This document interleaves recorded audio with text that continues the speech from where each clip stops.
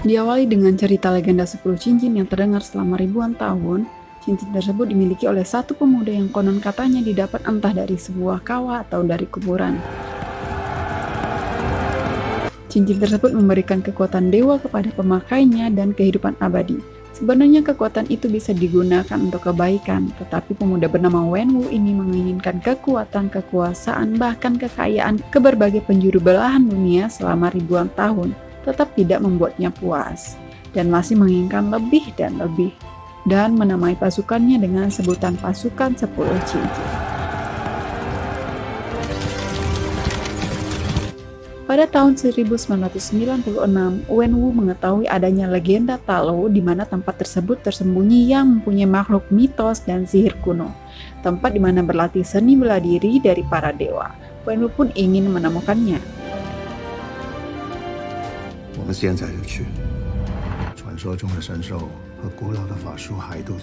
Dengan perintahnya yang tidak bisa dibantah, Wenwu and the gang mencari lokasi tersebut. Menelusuri jalanan hutan yang dipenuhi pohonan bambu, secara tiba-tiba semua pohon bambu tersebut bergerak berontak seakan tidak terima dengan adanya orang yang tidak diundang. Mobil pun kehilangan arah dan terlempar keluar hutan tersebut. Dan Wenwu berhasil keluar tentu saja dengan kekuatan yang ia miliki.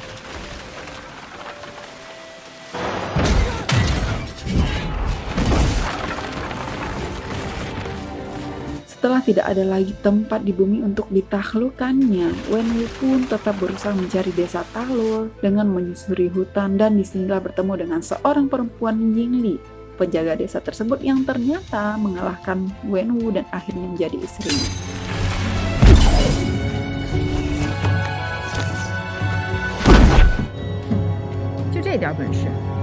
Talor 入口在哪？ Terlihat Wenwu hidup bahagia dengan sang istri yang rela meninggalkan seluruh kekuatannya di desa Talo hanya untuk menikahi pria yang dia cintai dan dianugerahi sang anak. Begitu cerita seorang ibu kepada anaknya yang bernama Shang-Chi. Dan disinilah sang ibu memberikan Shang-Chi sebuah leontin sebagai petunjuk arah ketika tersesat. Di kota Francisco, Shang-Chi yang telah tumbuh besar mengubah nama menjadi Shaun, menguasai 4 bahasa sekaligus. Shaun menikmati hari-harinya bekerja menjadi seorang valet di sebuah hotel berbintang kejora. Hello sir, welcome to the fair.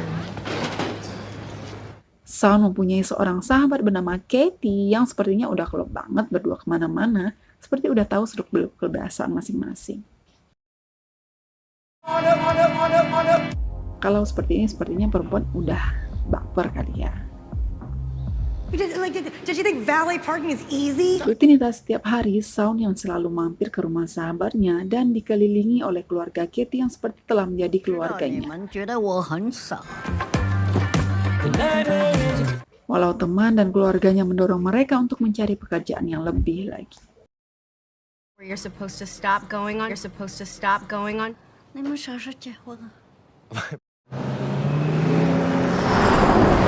Di dalam sebuah bus, perjalanan normal selayaknya pergi bekerja, Shaun dan Katie dikejutkan dengan seorang yang mendekati Shaun dan meminta leontin yang dipakainya.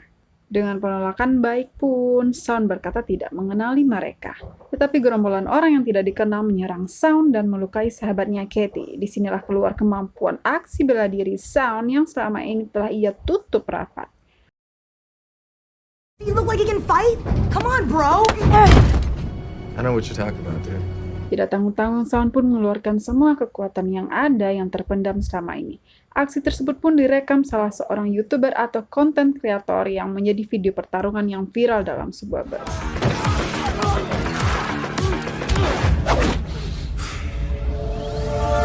Alhasil gerombolan tersebut berhasil mengambil leontin milik Shaun yang ternyata mereka adalah orang suruhan dari Wenwu, ayahnya sendiri. Katie yang kebingungan dengan kejadian tadi meminta kejelasan kepada Shaun tentang siapa dia sebenarnya. Sound yang terburu ingin pergi mencari adiknya pun sulit menjelaskan dari mana awalnya. Menyodorkan sebuah kartu pos yang bergambar sebuah naga dan bertuliskan sebuah alamat mengira dikirim oleh sang adik yang telah lama tidak dijumpainya. Takut dengan keselamatan sang adik menjadi incaran selanjutnya, Sound pun memutuskan untuk pergi ke alamat tersebut dengan paksa diikuti oleh sahabat senang susahnya Katie. I'm sorry, but I have to go. Balik ke masa lalu, Sound menceritakan kisah kecilnya kepada sahabat karibnya itu. Setelah ibunya meninggal, ayahnya mulai melatihnya bela diri menjadi seorang yang bisa membalaskan kematian ibunya. Setiap waktunya mempelajari semua cara hanya untuk membunuh. Karena setiap hari hanya kegiatan itu-itu saja, sehingga sang si kecil hampir tidak mengingat kenangan tentang ibunya. Dan saat usianya beranjak 14 tahun, ayahnya memberikan tugas pertama. Tetapi sejak saat kepergiannya itulah sang si kecil tidak pernah kembali ke rumah. Shang-Chi. Shang-Chi. Sesampai di Macau, Sound dan Katie langsung menuju alamat tersebut, masuk ke dalam sebuah gedung untuk mencari adiknya bernama Xiangling, dengan disodorkan sebuah tulisan yang harus ditandatangani untuk masuk yang ternyata adalah kontrak untuk melakukan pertarungan. Ternyata kehadirannya telah diketahui oleh penjaga tempat tersebut karena video viralnya. Dan akhirnya Sound terpaksa melakukan pertarungan tersebut demi mencari adiknya. Dan yang menjadi lawannya ternyata adalah adiknya sendiri. Kemarahan sang adik ditinggal pergi oleh sang kakak pun menjadi lampiasannya dalam pertarungan yang dimenangkan oleh adiknya.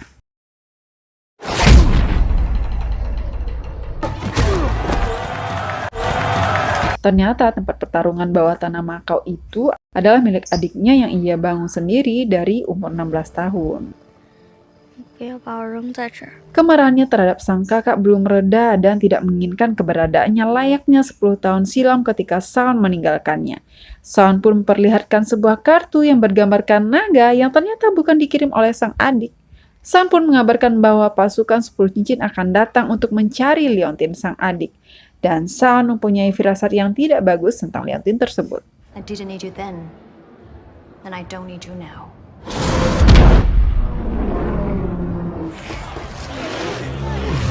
Tidak selang berapa lama, pasukan 10 cincin pun telah berada dalam gedung tersebut. Xiangling langsung meninggalkan tempat tersebut tanpa menghiraukan Sound dan sahabatnya. Tak punya banyak pilihan, Sound dan Katie pun berusaha untuk keluar dari tempat tersebut. Dengan pasukan yang begitu banyak menyerang Sound dan Katie, sang adik pun datang membantu.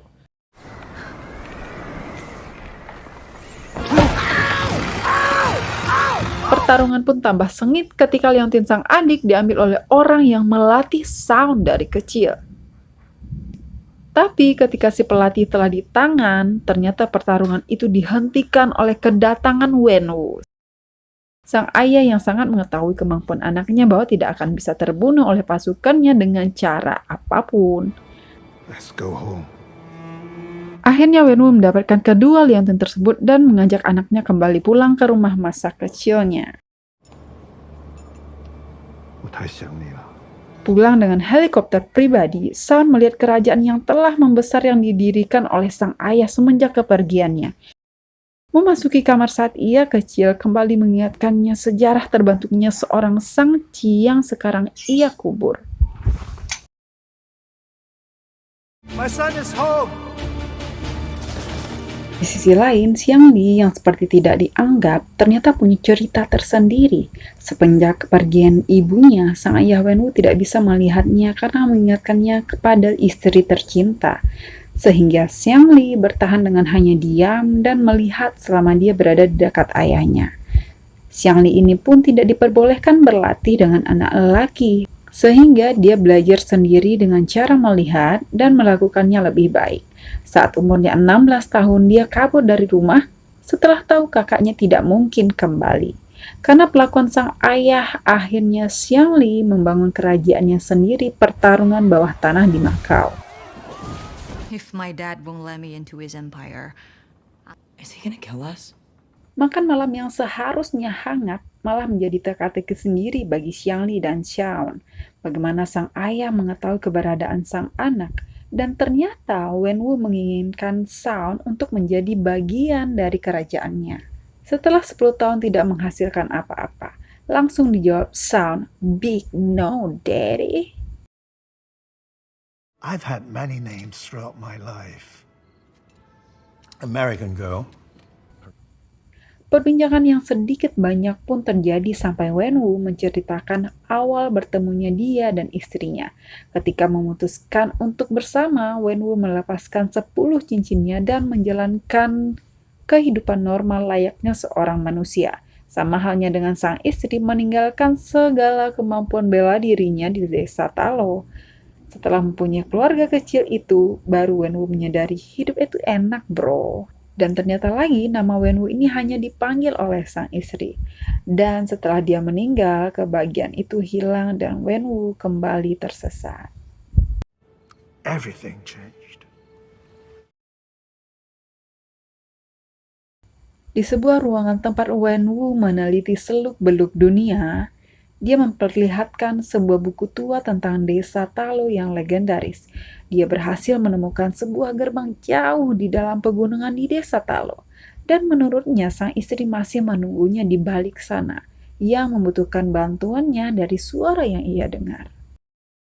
Dengan keheranan dari sang anak karena itu tidaklah mungkin, Wenwu pun menjelaskan bahwa dahulu tetua di Talo tidak merestui hubungan mereka karena ketidakpantasan Wenwu masuk ke dalam kaumnya. Wenwu pun menjadikan Talo penyebab perpisahan mereka. Dia masih meyakini bahwa Talo mengurung istrinya di balik gerbang sana. Sontak Sound langsung menyadarkan sang ayah bahwa ibu telah meninggal. Wenwu pun menyatukan Liontin, Sound, dan Xiangli yang menurutnya adalah sebuah petunjuk dari sang istri. Yang ternyata ketika Liontin itu disatukan memperlihatkan jalan masuk ke desa Talo yang sangat legendaris.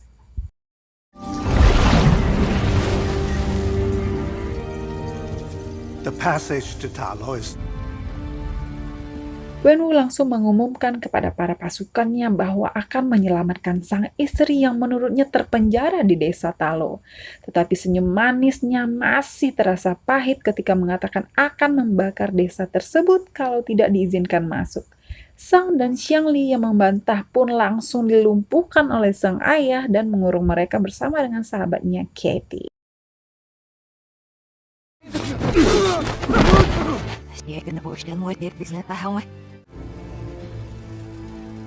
lock them up. 咱们一家人很快就能在一起了。 Dalam ruangan bawah tanah, kakak beradik dan Katie kembali mempertanyakan keberadaan desa Talo yang seperti cerita dongeng. Tetapi cerita sang ibu sewaktu kecil bahwa sebuah desa di dimensi lain itu seperti benar adanya.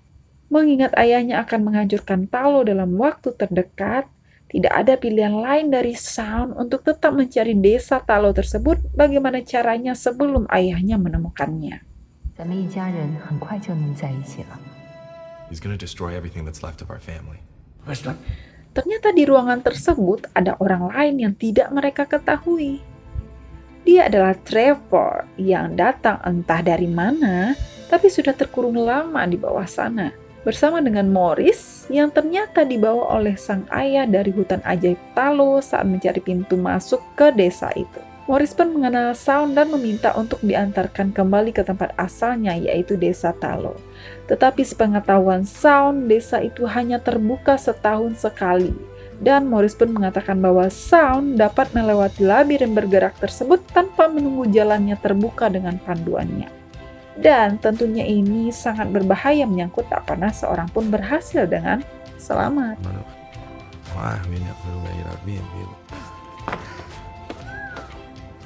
Xiangli yang hafal seluk-beluk rumahnya menemukan jalan keluar dari ruangan tersebut.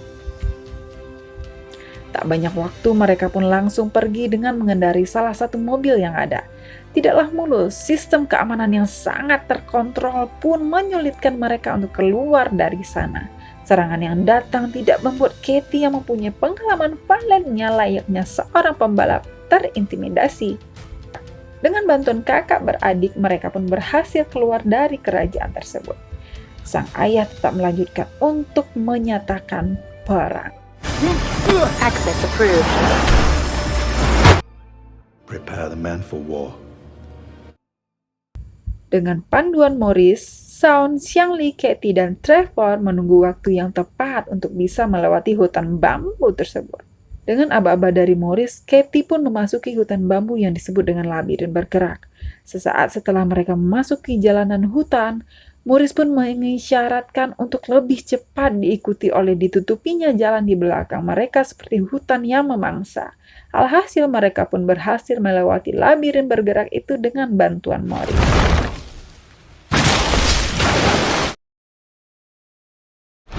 Katie, go, go, go!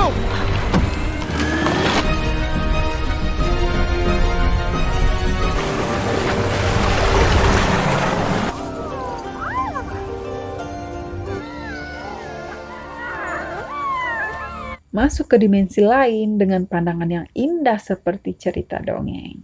Disambut dengan hadangan oleh para tetua desa Talo, Shaun memperkenalkan dirinya tapi tidak diterima oleh tetua itu. Ketika itu datanglah bibi mereka bernama Nan yang ternyata telah menunggu kedatangan mereka. Tanpa basa-basi, Shaun pun mengatakan bahwa ayahnya akan segera datang. Our father's coming.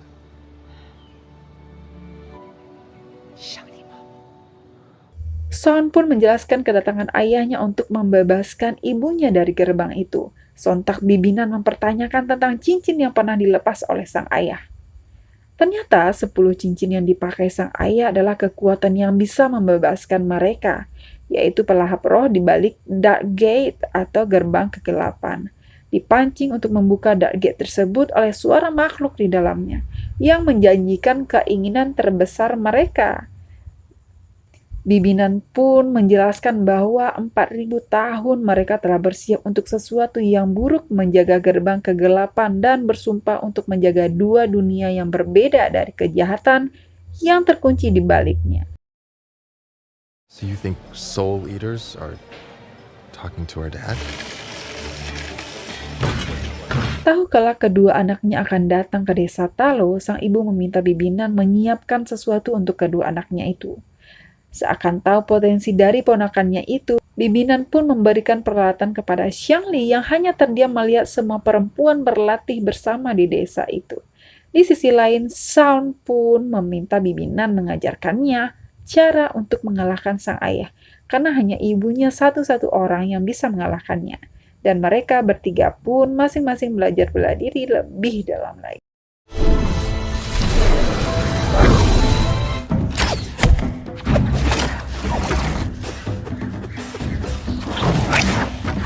Stop hiding, nephew. Memperdalam seni bela diri sang ibu, mengingatkannya ketika sang Ci kecil belajar bersama ibunya, di mana hari itu adalah hari terakhir bersama ibunya. Ibunya meninggal setelah bertarung tanpa kekuatan melawan tamu sang ayah yang meminta tanggung jawab atas apa yang ayahnya perbuat di masa lalu. Kematian sang ibu membuat ayahnya terpuruk dan kembali memakai 10 cincin demi membalaskan dendam. Sang Ci kecil pun melihat semua hal tersebut di mana sang ayah menghabisi lawannya satu persatu sampai di hari saat usianya berusia 14 tahun. Sang Ci yang telah dibekali kemampuan untuk membunuh ditugaskan untuk membalas dendam kepada orang yang membunuh ibunya. 血债必须要血偿。 Pengakuan sang Ci pun mengejutkan sahabatnya bahwa dia berbohong mengatakan tidak membunuh orang yang membunuh ibunya.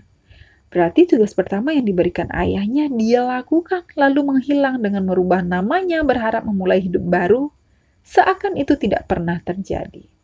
Jadi Shaun berusaha mengubur semua tentang seorang sang Ci dan semua kenangan yang pernah ada. Tetapi sekarang dia dihadapkan dengan peperangan dengan ayahnya sendiri yang akan menghancurkan desa ibunya. Dan ingatan itu pun kembali satu persatu. Trained you to be an assassin when you were 7. I lied.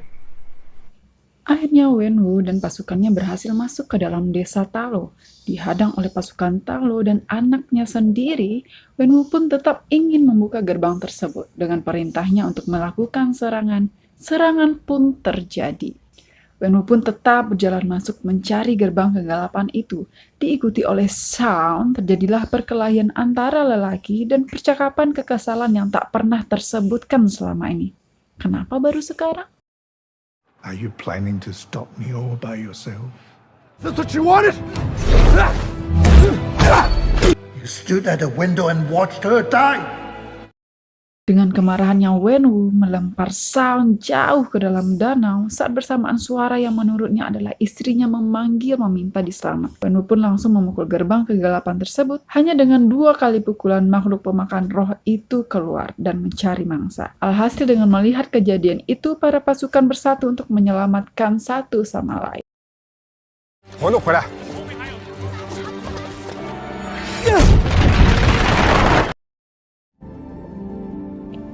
Shang-Chi yang tenggelam dalam danau memimpikan percakapan terakhir dengan ibunya bahwa dia mempunyai jantung naga penjaga desa tersebut. Pencarian jati dirinya berakhir ketika mengingat percakapan terakhir dengan ibunya bahwa dia tetaplah Shang-Chi yang mempunyai bagian ayah dan ibunya. Sang naga pun terbangun karena keberadaan Shang-Chi. Peperangan pun berlanjut dengan sengit. 我们的家需要你。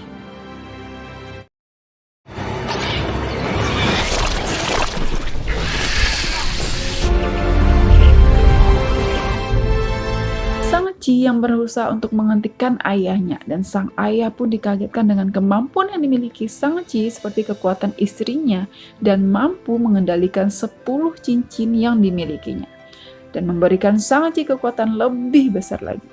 Shang-Chi yang memohon untuk berhenti pun tetap ditolak sang ayah karena suara pemakan roh yang menurutnya adalah istrinya. Have to save her. Your family needs you.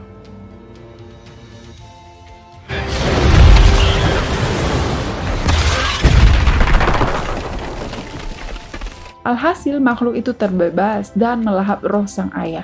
Detik-detik terakhirnya sang ayah memberikan 10 cincin tersebut kepada Shang-Chi. Dengan roh-roh yang menjadi makanannya, menjadikan makhluk itu semakin membesar.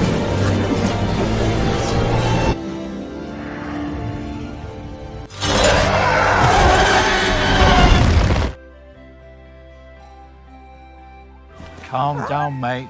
I'm not dead, it's just a performance. Not...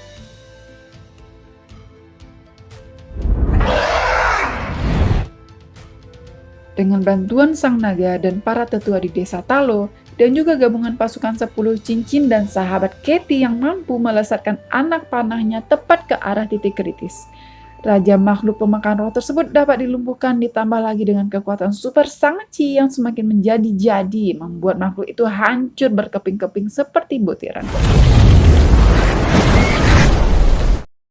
I'm not leaving you again.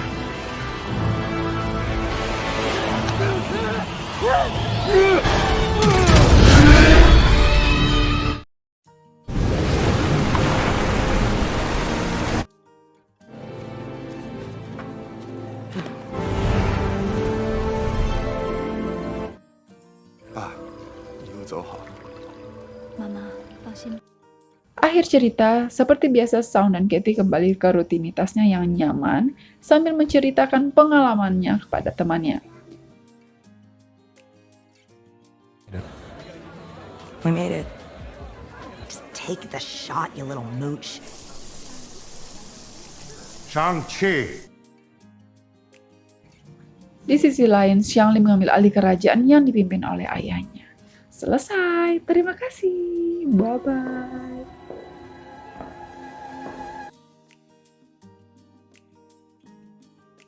The thermoluminescence indicates they're older than that.